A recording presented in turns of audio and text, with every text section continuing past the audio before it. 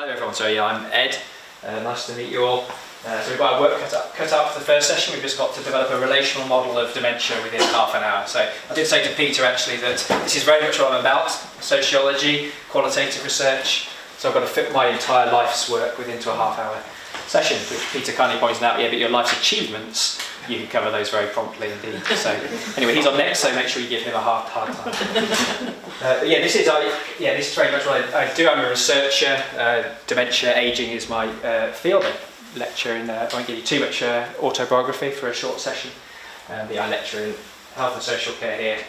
And I'll be drawing upon my own research in this session. And you can draw out some practice-related insights and hope bring to bear your own experience as we progress. So I'll talk at you for a little bit, but do obviously jump in if I'm going too quickly. And there's a bit of a task we can do for 10 minutes in, and hopefully we'll squeeze it all in. So we're starting just with why we require a relational model. So here's just a well-known text. We can pick this up. It looks very friendly, doesn't it? We're a penguin. So you pop into Watson's Daniel Dennett, very well-established American philosopher. And I'll just read it just to bring it off the slide. So we can cope with the world around us effectively if we are normal. There are unfortunate human beings who for one reason or another cannot, and they must live among us in a reduced status, rather like pets at best. Cared for and respected, restrained if necessary, loved and loving in their own limited ways, but not full participants in the human social world. So no reference to dementia there in particular, but nevertheless about, let's say, cognitive deficit. And I'm not sure what you think to that quote, because this is what we'll draw out as we sort of work through the session. We need to be credible about the challenges of dementia, but I think we could probably highlight reduced status. Sounds a little bit problematic to me, probably an understatement. Pets, okay, restraint might be required at times. I'm not dismissing what's happening in a practice environment, but anyone think that's, I suppose, hands up, think that's a reasonable representation? Be bold, or you don't look like you're convinced? Okay, we'll go with that. Say again, sir? Oh no, You agree? It's problematic. Yes. Yeah. Thank you for the endorsement. But I think, and again, I'm not trying to dismiss the fact we need to be credible, and like I say, we'll pick that up as we work through. But again, I look through this, and this isn't marginal. This is a text in, like I say, freely a penguin text, but it represents as well, when we go, I suppose I'm trying to highlight the kind of, what we could almost call a kind of standard societal view of dementia perhaps, before people have thought about it in a critical sense. You'll still see it now in mainstream press as well. I could pick out articles from Matthew Paris in the Times, for example, wrote something about euthanasia, which problematic, let's say. And you'll see other texts where it's, again, some of the terminology, well, let's pick out the obvious ones, burden, suffering. You need to be credible. We're not perhaps dismissing these things, but we align it to intrinsically with the experience of dementia. Empty shell, that's a term that gets used even in academic literature. So dehumanising, let's go as far as saying that. And again, that's not just coming up in, gutter press, that's featuring in academic text. So just that's the platform. This is probably where it's very distillation perhaps of the challenges that we're confronted with when devising a relational model. So let's say the architect of the sort of relational model, this is the resistance to this very negative societal perspective, is Tom Kitwood, that's chief architect, let's say. So this key term, personhood, which is about the relational basis of experience. So we're not reducing it to neurodegeneration, we're not just the brain and its function and loss of function in dementia. We need to think about the person, and especially personhood relates in practical terms to person-centred care, and this is what Kitwood is addressing. Again, just to bring it off the page again, so it's a standing or status that is bestowed upon one human being by others in the context of relationship and social being. It implies recognition, respect and trust. So straight away we're into more positive language, as we may notice moving on from Dennett. We may notice certain things we could pick up as well, sort of the status bestowed, so it's granted by other people. I suppose we may query that as we move through the session. But it's to recognise, we're people, and I suppose what makes us people to a large extent is our relationships, isn't it? We're very much defined by our relationships with others. We don't have a self-concept unless it's devised in relation with other people. So we need to think about these social conditions. So does that give us just a platform to move on? We start off with the very negative societal definition. Got Kitwood from sort of a psychological perspective, trying to have this sense of personhood thinking about relational conditions, not just the brain and neurodegeneration, but also trying to generate a more positive sense of the experience of dementia. It's not just brain disease, there's a good links in with the living well with dementia strategy as well now. Another term, just to build up, I'm not going to bombard you with too many terms, but this sort of follows on from Kitwood to say almost we didn't go far enough. We need to be thinking, so couplehood, so we're really elevating the relationship to the centre of our model. So we're seeking to embed that relational basis further. The challenge, I suppose, is if you're not in a spousal relationship, how much does this concept apply? But nevertheless, it shows the progression of what we're doing in relational terms.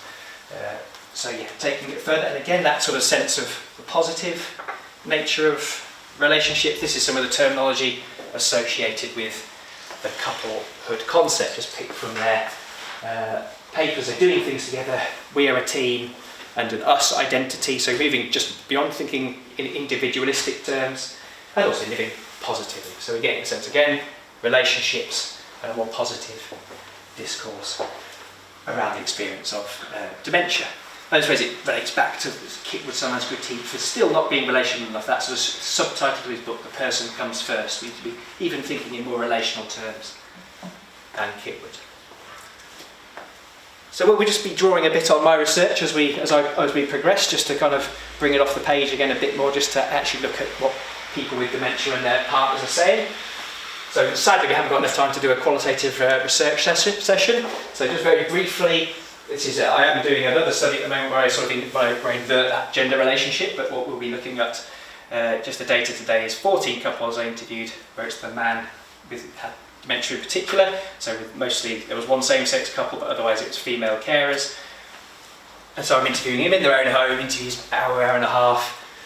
Pretty flexible, open-ended approach that I'm adopting. Like I say, really my thing, qualitative research, we'd love to go on about it for ages, but sadly time constraints and you don't get to listen to that this evening, I'm afraid. Sorry to disappoint you.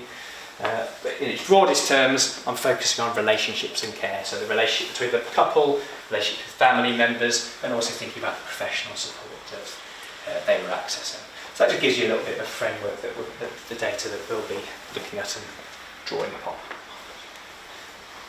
So here's one of the quotes. This is from one of the men with dementia in my study, just to try to draw out some of the challenges of having dementia, what we're addressing. So again, this is the names have been changed in line with ethical research practice. So this is what Timothy is stating. So you have to be careful, because I was telling everyone that I had dementia, then they automatically thought that he's got dementia. And so then I decided to go to the gym, because when people know I go to the gym, they've got more idea as to what the situation is. I could go out and say, oh, well, I've joined the gym now. It was a means of conversation, not just saying, by the way, do you know that I'm a nutter? So just a neat little quote there, which just, again, we're getting the direct perspective of the person with dementia, but it's about not being, again, so there's a little bit of perhaps confused speech in there, but not, I think we're certainly getting the gist of what Timothy's stating, aren't we? So it's about the status of not being reduced to the dementia. I'm actually a gym attender as well. We have these sort of typologies of the self as well. So we are biological being, we have relational being and social being as well.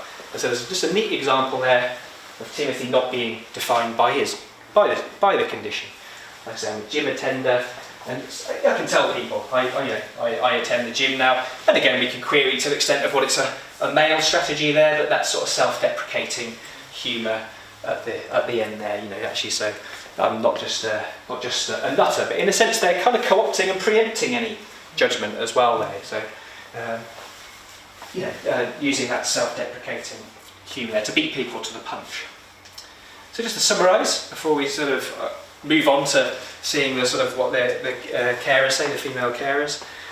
But again, that's just one example of a quote. So there's, I could pick out many more quotes which kind of elaborate on these things, but I think we still see some of this coming through. That association with the need to be active still, not to sort of be defined by the dementia, not to be passive, in position in a passive and vulnerable way. Again, like I say, I could present with many quotes that draw out these facets, but these societal standards around being self-sufficient, autonomous, being in control, that place a challenge on the person with dementia. And we can query as well if they present a particular challenge to men with dementia.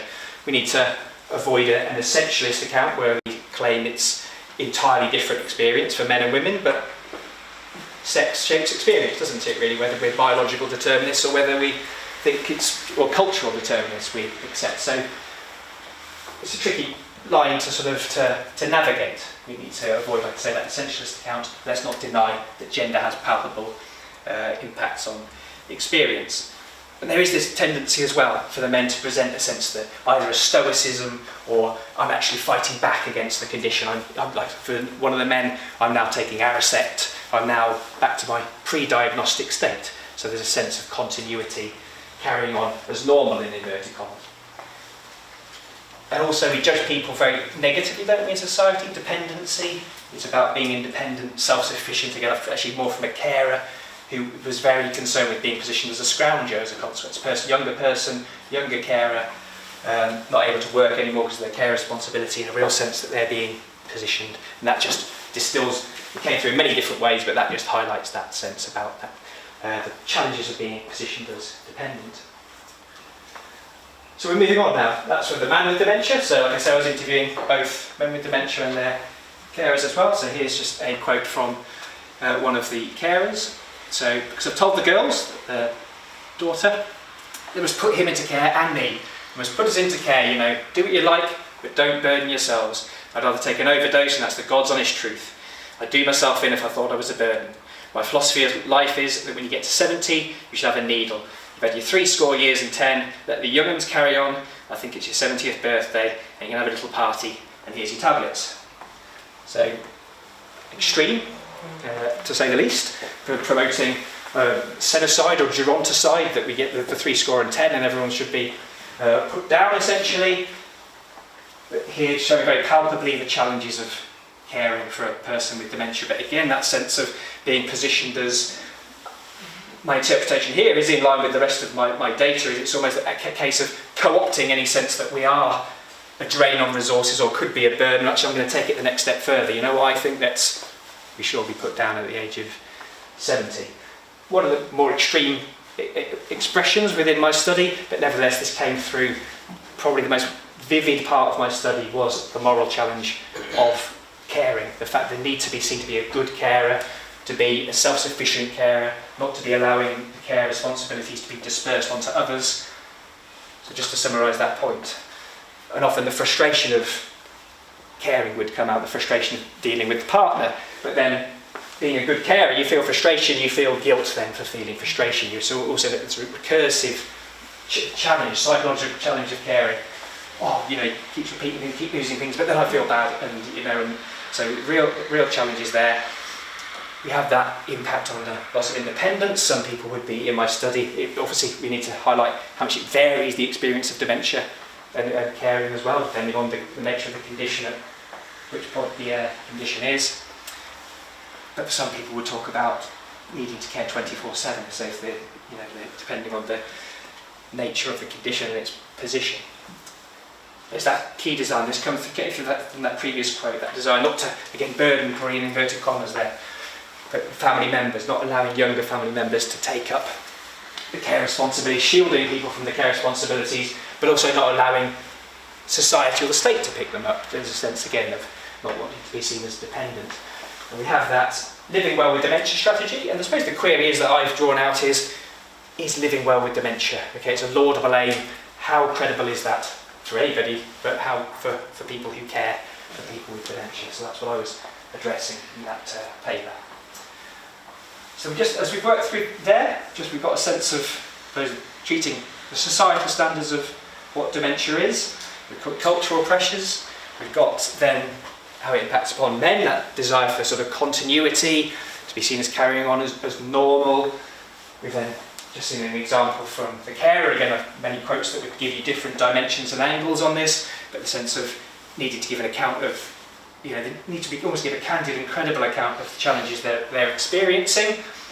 So that's where we're at, and so it's over to you now to just see how these come together.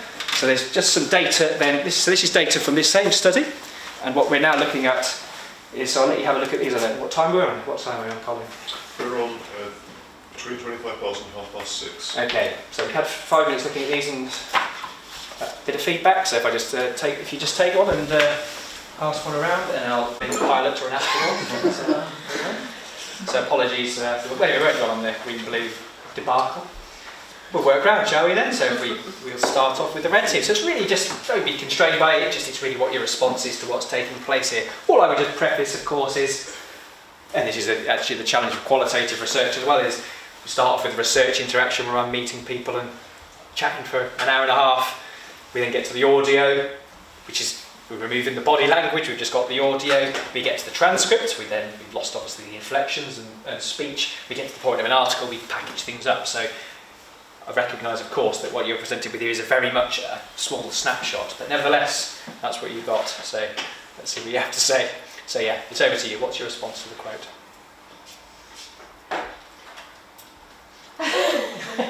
Come on, you started first, but you said about it. It was good what you said, actually, yeah. It was like almost like turning the relationship into like a parent-child relationship. Yeah. Like moving away from the disposal. Yeah. Yeah, it's a really good insight. That comes through quite. And actually, that raises just another ethical challenge. Often, the term care is a bit contested, but we'll use that term for now. Often, will position themselves as parents. They'll position the people with dementia as they'll use terminology, and it hasn't come up so much in my current study, which is about women with dementia.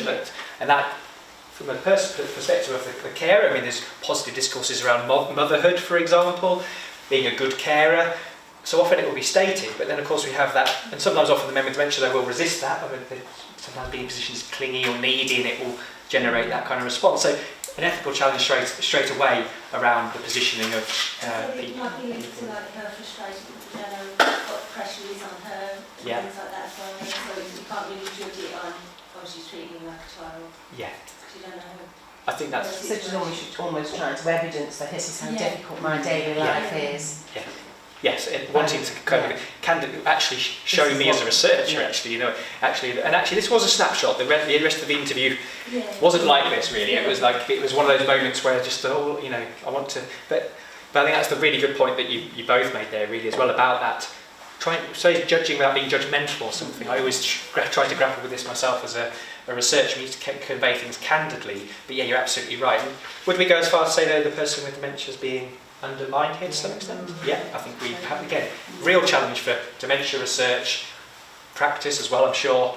Other people have far better insights into that's why, but again, we have to be credible. Perhaps the person's being undermined here, but we have to also recognise the frustrations that the carer will be, and about how that then would be conveyed in research terms, and how you would support that. Again, that's beyond my realm of expertise. Yeah. So, anything else to comment on red team? Should get you lots of stickers or something, shouldn't I? But they were lovely insights. But anything else to comment? Is it a little bit uncomfortable to read, you find, or? I think the other conversations we had was around testing. What days it kind of proves, and I think that is tiring for both, for the gentleman as well as the wife. I suppose in one aspect. Communication. Whether that was always the case or whether it's just the case in relation to the fact that he's now got the dementia. But every question, it's like prove you know what day it is, prove what you know what day of the week is. Yeah. It goes on a bit, doesn't it? That's the thing, I suppose. And it gets to avoid that judgment, but it's here, but it's about that need to almost convey. I'm feeling this frustration. Unless I'm able to convey candidly why I am, then why am I feeling it? So look, this is otherwise. So there's something about that, and almost a catharsis to it as well. But of course, that then positions the person with dementia as problematic, and we've seen again the men with dementia want to perhaps be seen as competent, to be seen as the conditions, they're carrying on as normal, and here I am being positioned in front of somebody else as somebody defective. So I think it is, but I think you've drawn out those points very nicely there, so thank you. Anything else just from the other groups on there? I know you were allocated others, but anything else just you picked up, or? Happy with that? Good. Red team have done a good job, thank you.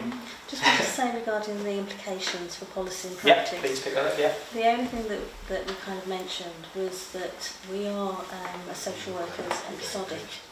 So, snapshot, we go in, we go out.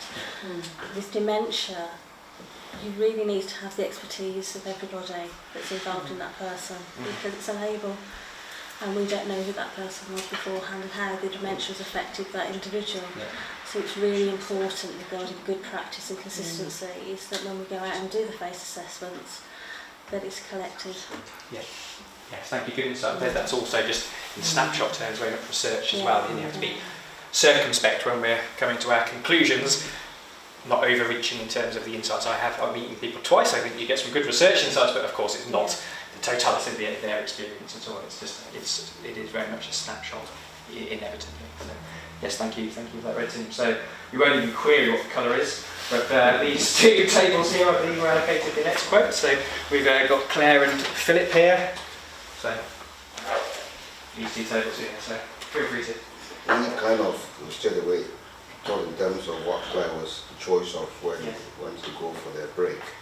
It's kind of put them in that situation where they felt that was an ideal place to go because of the acceptance.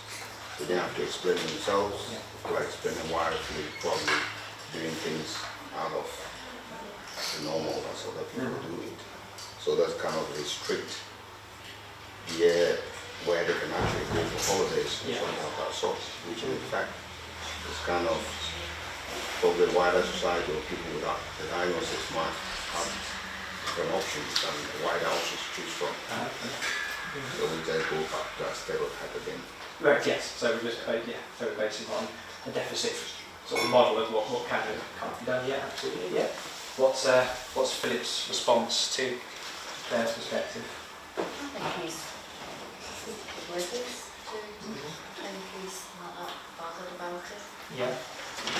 He'll do it in his own bloody way, so he doesn't really care. It's quite a nice assertion, isn't it? Yeah. He hasn't allowed it, he doesn't come across that he's allowed it to bother him, but he comes very much across it bothers her. But she feels the need to keep explaining it to people.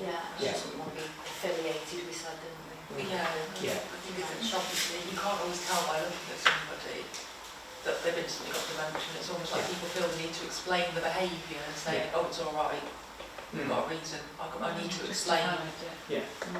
Can we empathise with their perspective or sympathise even with it, do you think, though? The fact it's nice to be somewhere where I don't have to explain, I suppose. Absolutely. Yeah. Very much so. I think when we've supported carers, one of the main things for carers is that actually they've got some support for themselves. It's that feeling of feeling comfortable, knowing that she's getting as much of a break as that her husband is, but she's actually getting, she knows that there's people that might have some understanding and can empathise, but actually support her at the same time. And likewise, then, though, do we see how Philip might feel positioned in a way that I'm the problem here a bit, so we can't go somewhere else, and my wife now feels a pressure. So it's all very explicable, isn't it? Really, we see where we see where Claire's coming from, don't we? But we also see why Philip would then have his response about, almost sod the societal judgments. I'll do it my bloody way. So. And if it's him again, that male I was expression is really, I'm still myself. Yeah, absolutely. It's just going back, thank you, going back to that sort of points I drew out about the men with dementia that sort of need to be challenged for competence, social competence, that's why I'm eschewing the societal standards. And again, I could have found, many quotes which, maybe the next team might locate some further examples of this as well. But there is that, and like I said, we can see, again, what we're not seeing, of course, is the nature of the interaction. This is I would have termed it, again, a judgment really, but a good-natured exchange. I could have presented an exchange to you, actually, which probably a bit more like the Caroline Nicholas, which was actually where the discord is pretty entrenched, and it's an uncomfortable read, and it was uncomfortable really to be probably a situation where I was talking to my mentor about the nature of the interview that I undertook. But disagreements, that's a feature of relationships, whether we've got whether the person's got dementia or not, isn't it? And actually sometimes it can be some people suppressing things in interviews. That's a challenge of the joint interview process as well. There's another example I could have had where... My background's in the humanities. In philosophy of religions was really where I started my stuff. So I got into dementia thinking around how philosophy and religious commitments and cultural backgrounds and the way we view the world actually frames the way we understand dementia. And I thought, well, what should we talk about tonight? I thought, well, in a sense, they're neither the wrong way round, because it seems to me the other thing that social workers end up doing a lot of is being involved in the process of diagnosing or at least flagging up if somebody appears to be presenting with dementia. So I thought it's worth having a look at that whole diagnostic process and how it might be affecting different communities in different ways. Now, the background for this is the Prime Minister's Challenge on Dementia, which came out in 2012 and set out a programme for, well, the second iteration of the programme for 2020. Now, actually, we had just agreed a perfectly good national strategy on dementia, which the good David Cameron drove his Rolls Royce right through when he started producing all this sort of stuff. But having said that, the Prime Minister's Challenge on Dementia has served us quite well in a number of ways, and it's been through 2 iterations now, and one of the good things about it is that, unlike some other public policy, it has been regularly evaluated. You can go on the website and you can see regular updates as to what progress is being made. But I think it's interesting that the 2 iterations of it portray dementia in quite distinct ways. So, if you look at the pictures here, they're all pictures of individuals with dementia, or we're led to assume individuals with dementia at any rate, being individual or in a collective context. And the emphasis of that first iteration was on the individual with dementia and what we're going to do about it. And actually, if you look at the second iteration, the emphasis there is much more, as shown in the picture, about people interacting with people with dementia. A person with dementia enjoying some time with somebody who hasn't.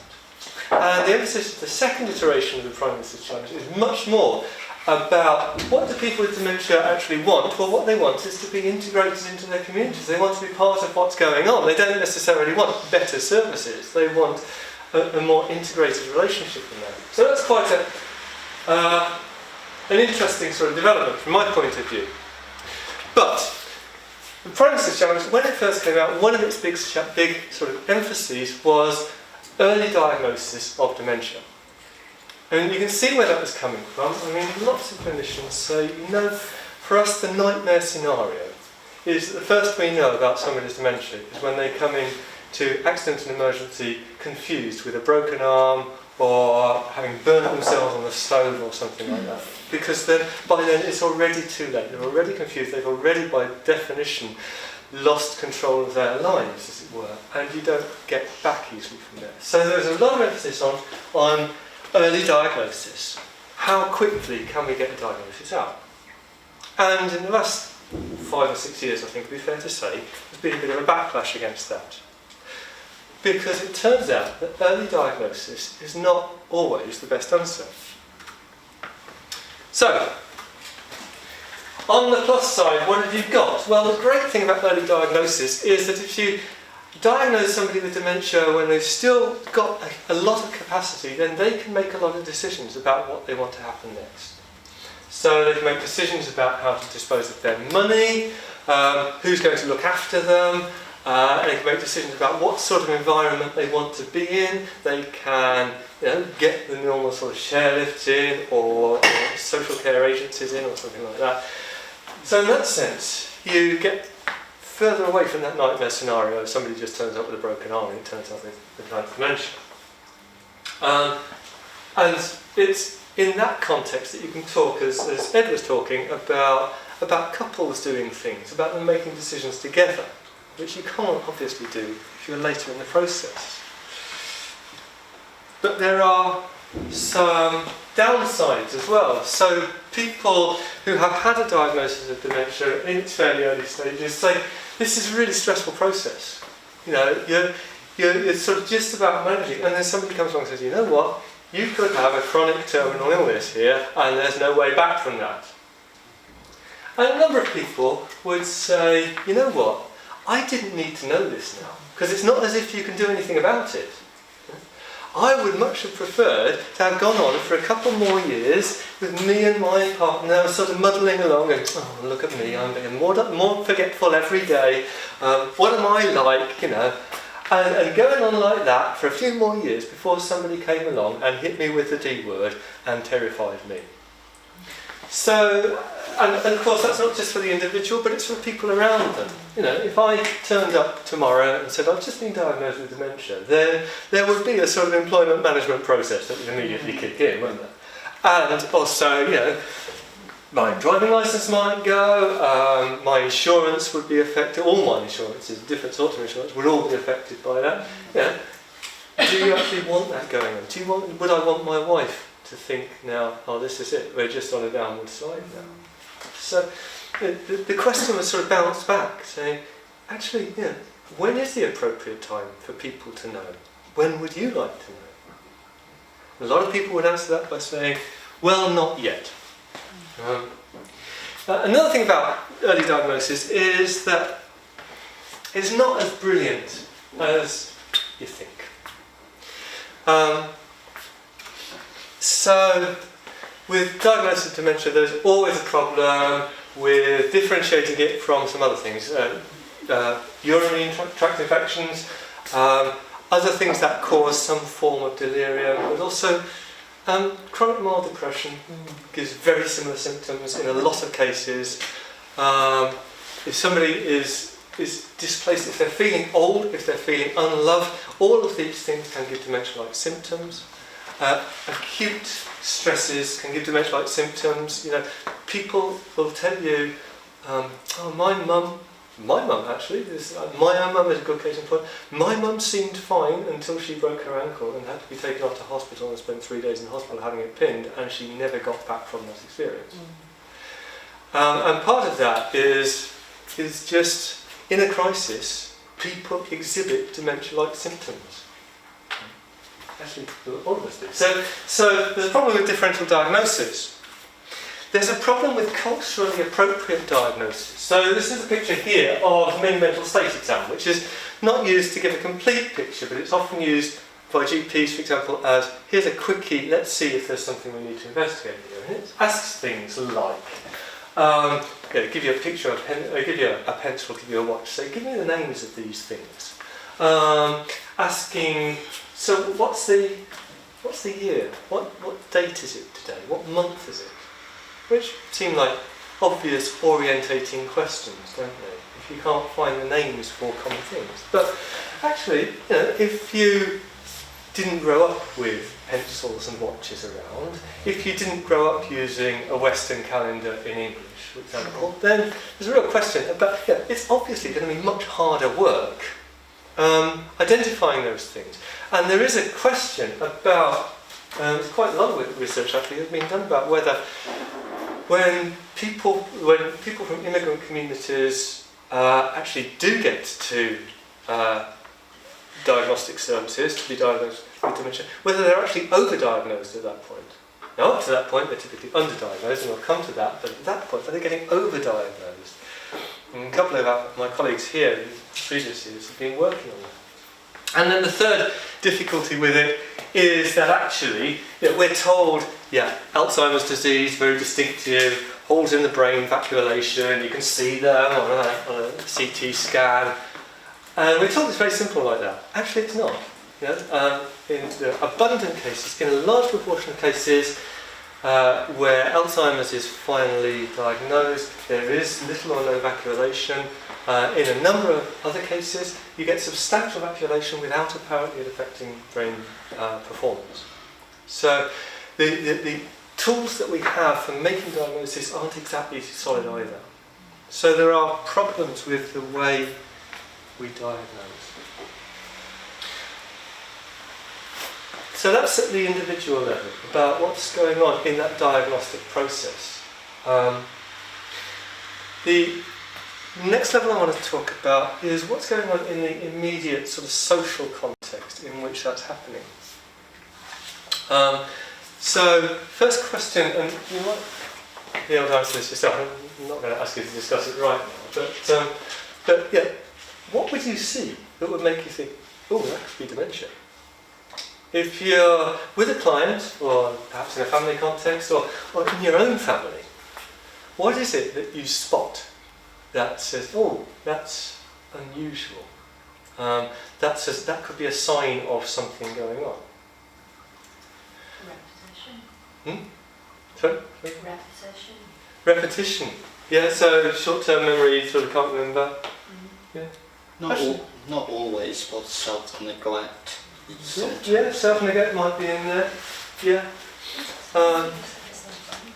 Yes. Obviously, leaving things in places, getting lost in places. Those are the sorts of things that we might identify. But yeah, there are also things that. Yeah. At what point does that become dementia? When my partner asks me for the third time, did you say you wanted a cup of tea or not? Yeah. Is that dementia? Well, I really hope it's not. I think she's just got her mind on something else, and that's almost certainly what's going on. So what triggers that thing in us that says we need to look into this a bit further? When they're presenting with a behaviour which it's not their normal presentation, for example. If assuming you know what their normal presentation is. Out of character, yes. Yeah. I mean, this is a question I keep coming back to, and I have to sort of confess here. My own mum suffered from dementia. She got it relatively early on. By the age of about 67, she was starting to talk. She was saying, "I'm just getting more and more forgetful. I can't remember basic things now." And this was in the late 90s, when dementia wasn't really such a big thing. You know, it wasn't talked about so much.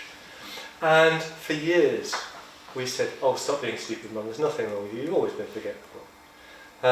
Or, "Yeah, well, of course you are. I mean, you're in a moving house. Of course you don't know where anything is," and things like that. And we did that for years. And I wonder now. I don't think it would have affected her experience very much, but I wonder if it would have affected my dad's experience of caring for her till she died. If we had actually been able and willing to go there. But of course, that's a very, very common experience in families. You know, the denial that goes on. There's a study done of, this was actually of religious ministers in the USA, it's quite a large study, about how they handled people with dementia. And what they said, and actually we did some research which bore it out in this country as well, was, we don't have a problem with dementia, we have a problem with the families of people with dementia. Because they can be really hostile, they can be really violent to us, and very rejecting, because you're bringing a piece of news that's going to destroy the family structure. So there's a huge load there's a huge sort of burden on the diagnostic process, not just for the individual, but for what it does to everybody around them. And so all of these complex things. And it's interesting that between the first iteration of the Prime Minister's Challenge, as I said, all about diagnosis. In the second, they said what we really want to focus on now is post-diagnostic support. Yeah, when somebody's, the neurologist comes in and says, "Oh, hello, Mrs. Kevin, you've got dementia," and then walks out and goes off shift, and they just sort of sit looking at it. Well, who's going to pick that up? Who's going to take that forward? And I think the answer might often be you guys. So there's an issue around diagnosis in cultural and social context, I think. I want to talk a little bit more about that as well. Black, Asian, minority ethnic communities, there's a problem with in immigrant communities generally, there's a problem with accessing healthcare, and always has been, and a lot of that is just you're in a comparatively strange country. In a lot of BAME communities now, you're seeing very rapidly rising levels of dementia. Last figures I looked at, between now and 2030, I think, the number of people in this country with dementia is going to roughly double. The number of people from BAME communities with dementia in this country is going to increase by a factor of 7. And the reason for that is just because you've got a whole generation, not just Windrush, but the sort of decade or so after that, of people who arrive in the prime of life who are only now getting really, really old. And so the dementia levels are starting to rise.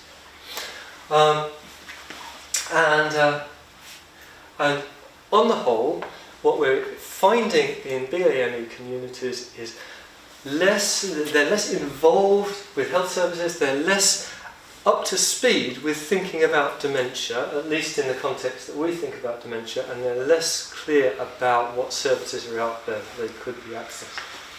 There are a few other things as well. Cardiovascular dementia, more common in some South Asian communities by a substantial amount, and some Afro-Caribbean communities as well. That's almost all to do with increased risks of diabetes and cardiac failure in those communities, which are to do with partly with genetics, largely with genetics, and some, to a certain extent with lifestyle. There's an interesting one, well I think it's interesting, of Korsakoff's, which is an alcohol-related dementia, and it's unusually high among Sikh men. And the reason for that, I have been told, from within the Sikh community, is because in the days of the British Raj, Hindus didn't want to sort of cooperate at all, you know, the traditional sort of landowners, but the Sikhs, who were the merchant class, and they're not really very attached to the land, they became the officer class in the British Indian Army. And the officer class in the British Indian Army was notorious for knocking back the whiskey by the bottle. So you've got a whole subculture of Sikh men who drink whiskey by the bottle from the age of about 14 onwards. But because the Sikh religion doesn't actually favour alcohol at all, you've got a number of ageing Sikh men with alcohol-related dementias who are just not being reported by their families. It's being talked of as something else. And apparently there's a whole significant subculture there. So there are some odd little sort of things there. So there's a problem with equality of access, and then I think there's a problem on two sides. First is that dementia care providers aren't getting this right.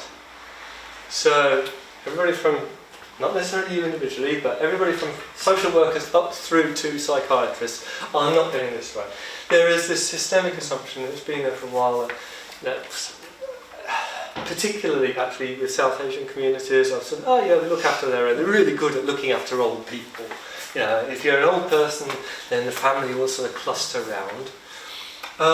And of course, a lot of South Asian communities themselves would sort of want to foster that. It's part of their public image too, but it's only intermittently true. So it becomes less true, obviously, where the family disperses all across the country. But it also becomes less true if you are, say, a childless female widow, than if you are a substantial, wealthy male with a large family, and preferably a lot of daughters around and a lot of influence in the community. You're going to get a very different experience of care from your family. There are practical and educational issues. How do you get the message out there? Who is hearing the message? If there is a tradition in a community, and there are a few communities, there are not many, of sort of dementia-like symptoms being a symptom of witchcraft, or dementia-like symptoms just being a symptom of sanctity, which you also get in some communities, then it's not going to be reported, not going to be talked about in the same way. How do you get to the idea, and do you want to get to the idea of dementia as just an organic change in the brain that could affect any of us? And finally, we talked about cultural barriers, about overdiagnosis and underdiagnosis when you're crossing that cultural boundary. How actually do you interpret somebody who can't, for example, a very common test, copy a clock face, the hands on a clock face, if actually they grew up in a community where you just didn't see the hands on the clock face? I mean, there's some evidence now that kids can't tell the time on clock faces, and we might be getting back to that. So what's a culturally appropriate way of finding out? And then within the community and the family itself, and I'm particularly indebted here to my PhD student Nisha Babu, who is looking at the experiences of South Asian people in residential care with dementia. And there's not many of those, but there's getting more of them every year. And she would pick up on all of these things, which I've not really sort of picked up on before. Well, I have talked about alcohol and shame. But what else is moderating the way dementia is talked about and dealt with there? Well, she would talk about status differentials. As I said, you know, a childless widow is not going to get a very good deal necessarily, but much more subtle sort of differentials in status across the community than that. Now, I come from Worcester. We have a Pakistani immigrant community of Pakistani origin. They come from, as far as I can tell, 3 villages in Pakistan, basically. But within the same status differentials within those villages have been mapped into Little Worcester. And so, you know, the people who become the councillors and the mayor are actually the same people who would have become the senior people in the village. So there's all sorts of stuff going on there. There's talk about, I've heard this in relation to Pakistani communities, but I think it's probably much more widely used, widely an issue than that.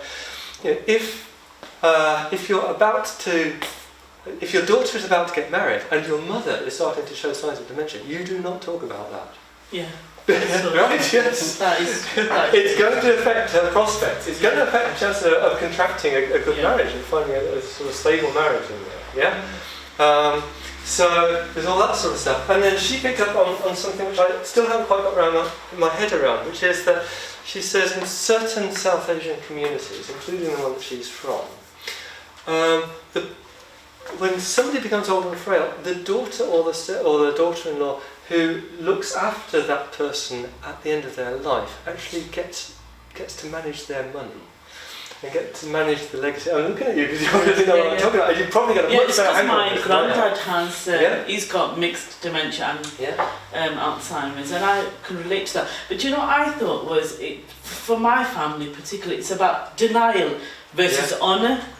That's what keeps on coming to my head, because my mum and dad look after my granddad, and they've asked for support so many times. I mean, they don't live in this area, but it's like, you know, you look after your own, or you've got family, and that's what they've been told repeatedly. And when I go home over the weekends and I've noticed like a deterioration, and I've said to my mum goes, "Oh, your granddad's spitting on the floor, he's spitting again." And I go, "Mum, that's part of his dementia." No, it's not, it's him, he's been awkward. Yes. But when, say like we've got a function, they want my granddad to be kind of normal. So it's that honour. You know, we've got to preserve this, you know, we're a normal kind of family with any little defects. And also, I suppose the other honour side is sort of it would be dishonourable to say we're going to farm him off to non-relatives to look after. Yes. So the whole set of things going on there. Interesting piece in Turkey actually on that, in relation to Turkey, which I'll come back to you on. So Nisha's picked up on all those things as well. So this is just to say, it's not as simple as you walk in somebody's house and think, "Oh, they're behaving a bit funny, let's get them a test and see what happens next." There's a whole question about the timing of the test, the context of the test, the interpretation of the test, and its implications for the people around that person, whether they turn up for it or not. Thank you. Thanks, Peter. So, as Peter said, I'm Jamie Brock, I'm one of the lecturers here in social work. My background is in adult social work, particular focus on the deprivation of liberty. So, I'm best interest assessor, so I'm going to talk you through basically what a deprivation of liberty is, and give you just a bit of an idea about what's involved when we're doing these DOLS assessments. You'll hear me refer to DOLS a lot during this. So, DOLS is just the process that we follow when we're determining if somebody's been deprived of their liberty, and if so, is that in their best interests. Okay, we've got poor Barbie here, and her relevance to this discussion may become obvious to you. I hope so anyway. So as I said, I'm going to provide you with a brief overview of the deprivation of liberty safeguards and focus on how these might be significant for those living with dementia. So you might be relieved to hear that I'm not going to go into lots and lots of detail about the assessments and the processes and all that, because at the moment that's going through change, the transition. We're moving away from DOLS to a new system. So instead I want you to think about the deprivation of liberty from a broader perspective and give you about 10 minutes at the end for some questions. So DOLS are part of the Mental Capacity Act 2005, and the safeguards aim to make sure that those 18 years and over in care homes and hospitals are looked after in a way that does not inappropriately restrict their freedom. The safeguards set out a process that hospitals and care homes must follow if they believe it's in a person's best interests to deprive them of their liberty, in order to provide them with a particular care plan. In essence, the DOLS provides a legal process by which a person's human rights to liberty can be breached. Unfortunately for us as assessors, there's no clear legal definition of what constitutes a deprivation of liberty. So that puts us in a bit of a difficult situation from the outset. So before we look at the actual safeguards themselves, let's explore the concept of what a deprivation of liberty might be from a philosophical and perhaps a legal perspective as well, to try and work out what this thing actually is. So what is a deprivation of liberty? It's a term that means different things to different people. There are all kinds of political and moral connotations. It's an idea so fundamental to Western culture, there are even statues honouring it. And perhaps we take the idea for granted so much that we don't always question our understanding of what liberty actually is. The philosopher John Locke argued that all men are naturally in a state of perfect freedom to order their actions and dispose of their possessions and persons as they think fit, within the bounds of natural law, without asking leave or depending on the will of any other man. So this idea is that people are free to make their own decisions, to come and go as they want, to make their own choices about their life. And in terms of social care, we want service users to make their own decisions as far as possible about what care they want and where they want to receive it. As a society, we take liberty very seriously. It's part of our laws and we place a really high value on it. The philosopher John Stuart Mill, in his book on liberty, argued that all citizens should have these basic freedoms. Not only because it was good for them as individuals, but better for society. And he warned against the interference of the state in the lives of people, as he was concerned that the collective power of elites within society can enforce conformity and constrain behaviour in democratic societies in very much the same way that it happens in dictatorships. And I think these arguments are central to understanding the purpose of DOLS, which aims to protect vulnerable people from unnecessary state intervention. So you've had a bit of a consideration of what liberty might be. But how do we actually assess that? How do we know if somebody's liberty is being restricted or deprived? So the Equalities and Human Rights Commission suggests that imprisonment or being detained are good examples. Hence Barbie. We can see here that she's clearly being deprived of her liberty. She's in prison behind bars, perhaps where she belongs, but somebody's made that decision. But in terms of social care, we have to look more deeply at a situation, to think about the details and every factor that's involved in a person's care plan, to fully understand and appreciate and determine if they are actually being deprived of their liberty. One of the most helpful illustrations is this model here of a continuum of liberty. So we're thinking about the idea of liberty from one extreme, total liberty, freedom to do whatever we want, through to complete deprivation. So I've got another popular culture illustration here. So we've got poor old Hannibal Lecter in Silence of the Lambs. Some of you will have seen that, others not. But you can see here, this man is clearly being deprived of his liberty. He's in a maximum security prison, in a straitjacket. All his comings and goings are controlled and constrained by the state. So nobody, I would hope, would argue that Hannibal was free. He's definitely been deprived of his liberty. But indeed, the law allows for people who are convicted of offences to be imprisoned so long as they've received a fair trial. Whilst DOLS itself is not a trial, it serves a similar process, as it's a procedure prescribed in law. And just like a trial, the DOLS process involves tests of evidence and the right to appeal. Case law has been critical to developing our understanding of what constitutes a deprivation of liberty. And one of the first cases was the Bournemouth case. Okay. So sometimes that's known as HL versus UK. And this case was pivotal in DOLS coming into force. So HL was a man with autism and he'd been living with his foster carers. He was detained in hospital under the common law of necessity rather than a clear legal process such as being sectioned under the Mental Health Act. Doctors prevented HL's family from visiting him and wouldn't allow him to leave the hospital, nor his carers to take him away.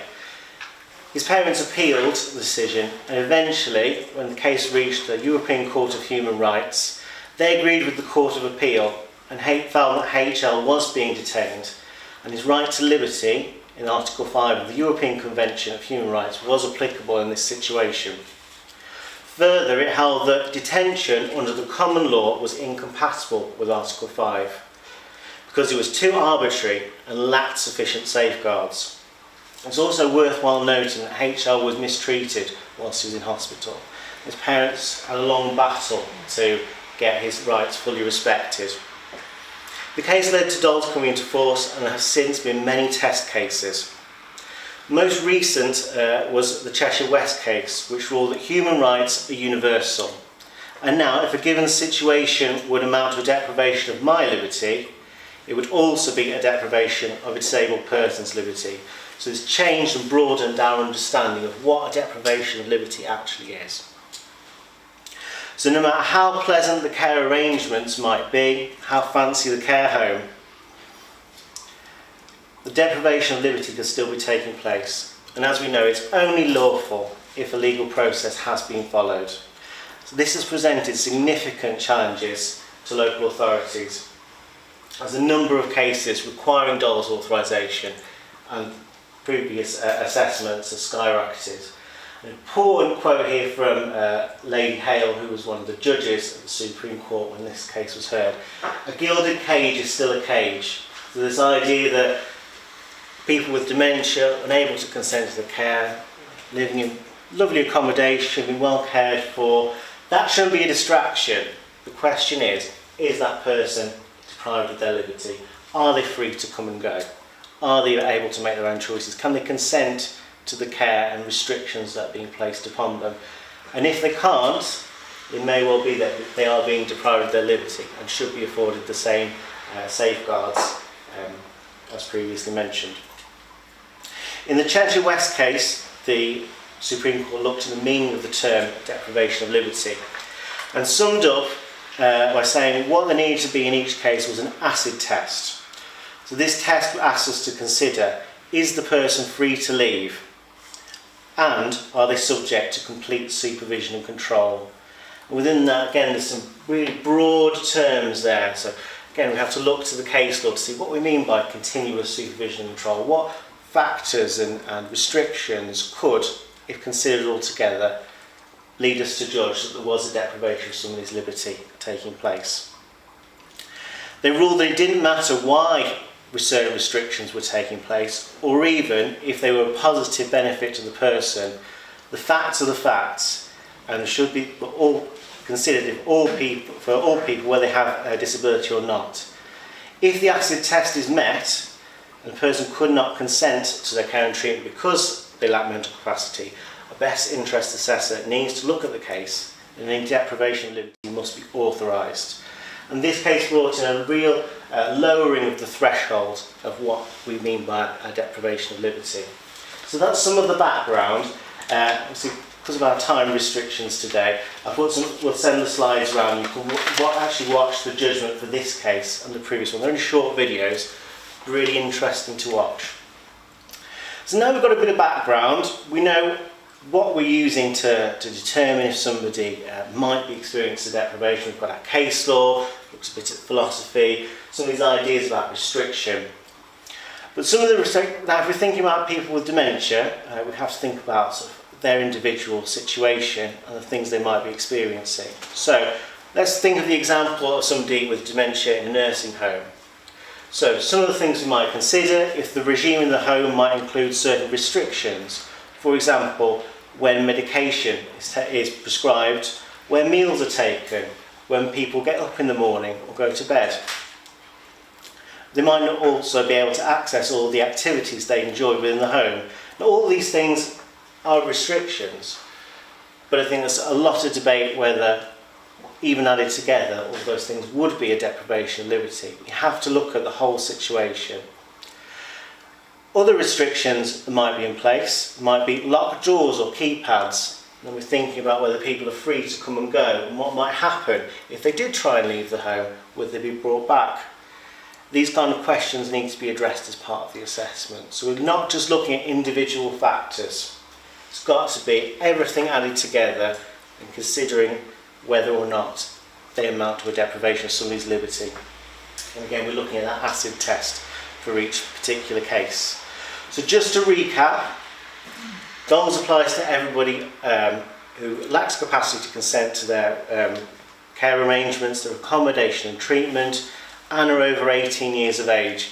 Where you've got a person who's covered by the Mental Capacity Act, but they're aged between 16 and 18, you wouldn't use DOLS for their particular case. That would need to go to the Court of Protection to make a decision about whether they were being deprived of their liberty or not, and if so, if that was in their best interests. So it only deals really with those over 18. It usually applies to hospitals, care homes and nursing homes, but that has been broadened out. But if cases are involving the community, again, the Court of Protection would look at that because it would be a more complex case. And there wouldn't be so much case law around it for best interest assessors like myself to make a decision. Obviously, we've discussed that there's no legal definition of what a deprivation of liberty is. So again, we have to look at the case law and think more broadly about the issue. The DOLS also only applies to care arranged by the state, but that is quite wide-reaching. So it would also be if someone was self-funding their placement in a care home, they could still be covered by DOLS. That phrase, they use the phrase in the guidance, imputable to the state. It's quite confusing, but actually it doesn't mean that the state has to pay for it. It could be they're just involved in arranging that care or for any other reason. So, what are the safeguards? So we've talked in a lot of detail about the tests and what goes on, but what actual protections are afforded to people once you've established that they might be deprived of their liberty? What does this process give them, which they didn't have before? Okay, so we mentioned it applies only to adults over 18 years old, obviously those who lack capacity. This is quite crucial, that it is only specific to decisions around care, accommodation and treatment. Sometimes in my practice I've heard people discuss DOLS as if it's sort of a means to resolve conflict within families, access issues, all sorts of things, finances, and that's not right. Anything of that nature, again, you try to resolve that with families, but if you can't, you go to the Court of Protection. You can't use DOLS to say that such and such family member can't visit. So one of the main safeguard is that it's no longer an arbitrary process. It isn't just a doctor saying you need to stay in hospital, you can't make your own decisions and you'll stay here as long as I say so. It's now a case that it's an administrative process that has to be followed every single case. So it's the same treatment for everybody. 6 assessments are carried out for every single person to ensure that that process is fair and that everything relevant is covered. I won't go into the detail of that because in the new arrangements things might change. But again, the principle will remain that everybody has the same safeguards and it's uniform across the country. So acid test is applied in each and every case. So everybody that's had an assessment will have had that acid test applied to their situation. The deprivation of somebody's liberty must be in their best interest and to prevent harm. So underpinning that would be a robust risk assessment, outlining what restrictions are in place and justifying why they're there. So this is a massive interference with people's fundamental rights. We're removing their right to liberty, and we, professionally and legally have to account for that and say why we're doing that and why, if those restrictions were removed, be specific about what actual harm might occur. And of course, with any decision made on behalf of somebody who lacks capacity, think about the Mental Capacity Act, any decisions made about them must be the least restrictive option. So we're still trying to minimise the level of restriction in place, even though we're appreciating, if we're saying that a deprivation of liberty should be authorised, there are going to be lots of restrictions. We must make sure it's still at the bare minimum to keep them safe. Okay, so just a couple more protections. The assessments are undertaken by a best interest assessor, so that would be a social worker, a nurse, or an occupational therapist. I think a couple of other allied health professionals can undertake that role as well. Usually 2 years qualified as a minimum, experienced person, somebody equipped with some specialised training to fulfil this particular role. But obviously they don't do that in isolation. They work with a mental health assessor, usually a Section 12 doctor, usually the kind of doctor that would be involved in sectioning people, real expert in mental health. We work with the best interest assessor to make sure you've got a rounded perspective on things. And of course you talk to family members, health professionals, anybody, any interested person, to try and get a good picture of that person, what their circumstances are. Another real benefit of the system, as opposed to prior to DOLS, now we have to make sure that everybody's got an advocate. So within this, independent mental capacity advocate, we've got the acronym there, IMCA. If you'll mention an IMCA to you, that would be where they would fit into this process. Or just a representative, which may be a family member, it might not. Most crucially, it needs to be somebody who would challenge any practice or any care plans that were too restrictive or not restrictive enough for that person. It needs to be somebody quite clued up, somebody confident, somebody who will challenge on behalf of that person. Crucially, the advocate or representative, whoever's taking on that challenging role, has a right to request a review at any time. So if things are changing, perhaps the person's deteriorating or the behaviour's getting more risky, they can ask for a review. Or hopefully, if they don't need as much restriction, they're shouting up and say, actually, perhaps we don't need 2 members of staff with this person at any one time. Perhaps it can go down to 1. Let's try that out. So it's about constantly, I pressed the wrong button, there we go, challenging and thinking about the ways to reduce restrictions on people. As we said, taking away somebody's liberty is a massive thing, so we want to make sure we're doing that carefully and proportionately. Further safeguard, there's always an annual review. So in this final point here, DOLS authorisations only last for 12 months at present, although that will be changing.